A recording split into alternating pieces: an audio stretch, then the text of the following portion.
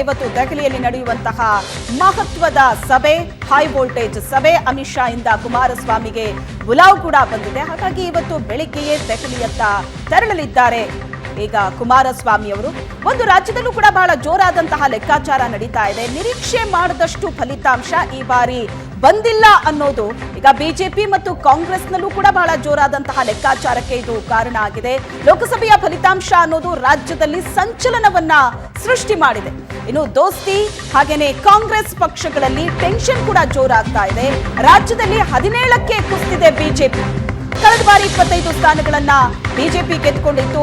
Exit ಪೋಲ್ಗಳಲ್ಲೂ ಕೂಡ ಈ ಬಾರಿ ಬಹಳ ದೊಡ್ಡ ನಂಬರ್ಸ್ ಅನ್ನೇ ನೀಡಲಾಗಿತ್ತು ಬಿಜೆಪಿಗೆ. ಆದ್ರೆ ಫಲಿತಾಂಶದಲ್ಲಿ ಹೊರಬಿದ್ದಂತಹ ನಂಬರ್ಸ್ 17, ಅಲ್ಲಿಗೆ 17ಕ್ಕೆ ಕುಸಿದಿದೆ ಬಿಜೆಪಿ. ವಿಧಾನಸಭೆ ಚುನಾವಣೆಯ ಫಲಿತಾಂಶವನ್ನ ಕಂಪೇರ್ ಮಾಡಿದ್ರೆ ಸ್ವಲ್ಪ ಚೇತರಿಕೆ ಇದು ಅಥವಾ ಸಮಾಧಾನದ ಫಲಿತಾಂಶ ಅಂತ ಅಂದ್ಕೋಬೇಕಾ, ಅಥವಾ ಎಕ್ಸಿಟ್ ಪೋಲ್ ನಲ್ಲಿ ಬಂದಂತಹ ನಂಬರ್ಸ್ ಗಳನ್ನ ನೋಡಿದ್ರೆ ನಾವು ಸೋತಿದ್ದೀವಿ ಅಂತ ಅನ್ಕೋಬೇಕಾ ಬಿಜೆಪಿ? ಇದು ಬಿಜೆಪಿಗೆ ಬಹಳ ದೊಡ್ಡ ಟೆನ್ಷನ್ ಅನ್ನ ತಂದಿಟ್ಟಿದೆ. ಈ ಬಾರಿ 9 ಸ್ಥಾನದಲ್ಲಿ ಕಾಂಗ್ರೆಸ್ ಜಯ ಗಳಿಸಿದೆ. ಆದ್ರೂ ಕೂಡ ಕಾಂಗ್ರೆಸ್ ಸಂಭ್ರಮ ಪಟ್ಕೊಳ್ಳೋ ಪರಿಸ್ಥಿತಿಯಲ್ಲಿ ಇಲ್ಲ. ಕಳೆದ ಬಾರಿ ಲೋಕಸಭೆ ಚುನಾವಣೆಯ ಫಲಿತಾಂಶಕ್ಕೆ ಕಂಪೇರ್ ಮಾಡಿದ್ರೆ ಈ ಬಾರಿ 8 ಸ್ಥಾನಗಳನ್ನ ಹೆಚ್ಚುವರಿಯಾಗಿ ಗೆದ್ದುಕೊಂಡಿದೆ ನಿಜ ಕಾಂಗ್ರೆಸ್. ಆದ್ರೆ ಗ್ಯಾರಂಟಿಯ ಜೋಶ್ನಲ್ಲಿತ್ತು ಕಾಂಗ್ರೆಸ್. ಜನ ನಮ್ಮನ್ನ ಬೆಂಬಲಿಸ್ತಾರೆ, ಜನ ನಮಗೆ ಬೆಂಬಲವನ್ನ ಕೊಡ್ತಾರೆ ಅನ್ನುವಂತಹ ಬಹಳ ದೊಡ್ಡ ಆತ್ಮವಿಶ್ವಾಸದಲ್ಲಿದ್ದಂತಹ ಕಾಂಗ್ರೆಸ್ಗೆ ಈ ಫಲಿತಾಂಶ ಕೂಡ ಒಂದು ರೀತಿ ಹೊಡೆತವನ್ನ ಕೊಟ್ಟಿದೆ.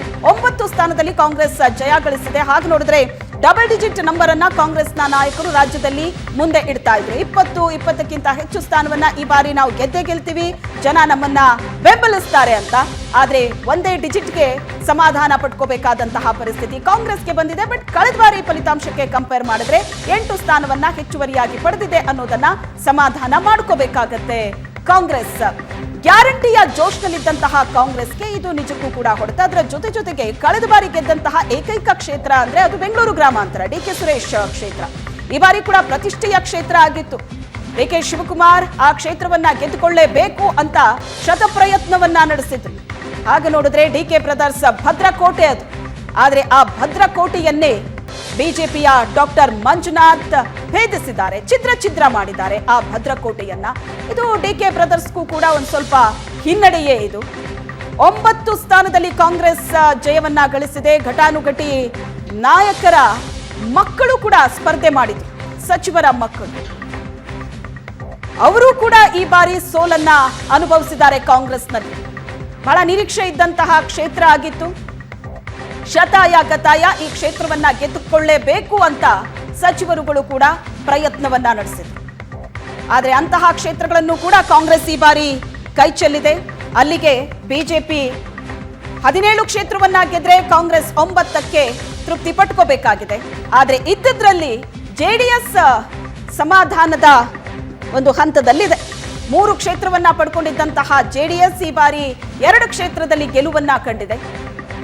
ರಾಜ್ಯದ ಜನತೆ ಕೊಟ್ಟಂತಹ ಮಹಾ ತೀರ್ಪಿದು. ಆದ್ರೂ ಕೂಡ ಜೆಡಿಎಸ್ ನಲ್ಲಿ ಒಂದು ರೀತಿ ಸಂಭ್ರಮ ಇದೆ. 2 ಕ್ಷೇತ್ರದಲ್ಲಿ ಜಯವನ್ನ ಗಳಿಸಿದ್ದು. ಪ್ರಜ್ವಲ್ ರೇವಣ್ಣ ಪ್ರಕರಣದಿಂದಾಗಿ ಒಂದಷ್ಟು ಮುಜುಗರ ಆಗಿತ್ತು, ದೊಡ್ಡ ಹೊಡೆತ ಬಿದ್ದಿತ್ತು ಪಕ್ಷಕ್ಕೆ. ಆದ್ರೆ ಲೋಕಸಭೆ ಚುನಾವಣೆಯ ಫಲಿತಾಂಶ ಮತ್ತೆ ಪುಟಿದೇಳೋ ಹಾಗೆ ಮಾಡಿದೆ ಜೆಡಿಎಸ್ಗೆ. ಕುಮಾರಸ್ವಾಮಿ ಅವರು ಇವತ್ತು ದೆಹಲಿಗೆ ಹೋಗ್ತಾ ಇದ್ದಾರೆ. ಅಮಿತ್ ಶಾ ಬುಲಾವ್ ಹಿನ್ನೆಲೆ ಬಹಳ ಮಹತ್ವದ ಸಭೆ ಇವತ್ತು ದೆಹಲಿಯಲ್ಲಿ ನಡೀತಾ ಇದೆ. ಮಿತ್ರ ಪಕ್ಷಗಳ ಬೆಂಬಲವನ್ನ ಕೋರಿ ನಡೆಯುವಂತಹ ಮಹತ್ವದ ಸಭೆ, ಬೇಡಿಕೆಗಳ ಬಗ್ಗೆ ಕೂಡ ಚರ್ಚೆ ಆಗತ್ತೆ ಅಂತಲೇ ಹೇಳಲಾಗ್ತಾ ಇದೆ.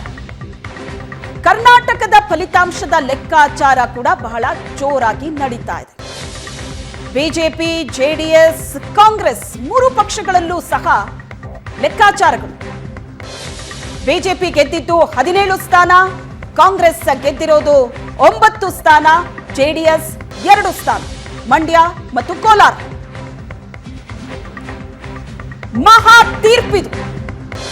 ಕಾಂಗ್ರೆಸ್ ಈ ಬಾರಿ ಬಹಳ ದೊಡ್ಡ ಆತ್ಮವಿಶ್ವಾಸದಲ್ಲಿತ್ತು. ಅದಕ್ಕೆ ಕಾರಣಗಳು ಕೂಡ ಸಾಕಷ್ಟಿದೆ. ವಿಧಾನಸಭೆಯ ಫಲಿತಾಂಶ ಕೂಡ ಕಾಂಗ್ರೆಸ್ನ ರಾಜ್ಯದಲ್ಲಿ ಕಾಂಗ್ರೆಸ್ನ ಆತ್ಮವಿಶ್ವಾಸವನ್ನ ಡಬಲ್ ಮಾಡಿತ್ತು. ಅದೇ ಜೋಶ್ನಲ್ಲಿ ಲೋಕಸಭಾ ಅಖಾಡಕ್ಕೆ ಕಾಂಗ್ರೆಸ್ ಇಳಿದಿತ್ತು. ಆದರೆ ನಿರೀಕ್ಷೆ ಮಾಡದಷ್ಟು ಫಲಿತಾಂಶ ಬರದೇ ಇದ್ದದ್ದು ಕಾಂಗ್ರೆಸ್ಗೂ ಕೂಡ ಇದು ಬಹಳ ದೊಡ್ಡ ಮೆಸೇಜ್ ಅನ್ನ ಕೊಟ್ಟಿದೆ.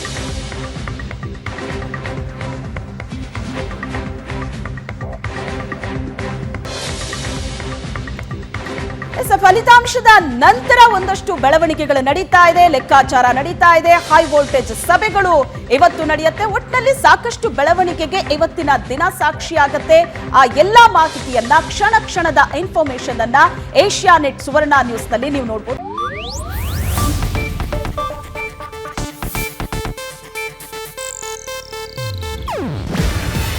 ಇದು ಏಷ್ಯಾನೆಟ್ ನ್ಯೂಸ್ ನೆಟ್ವರ್ಕ್ ಪ್ರಸ್ತುತಿ.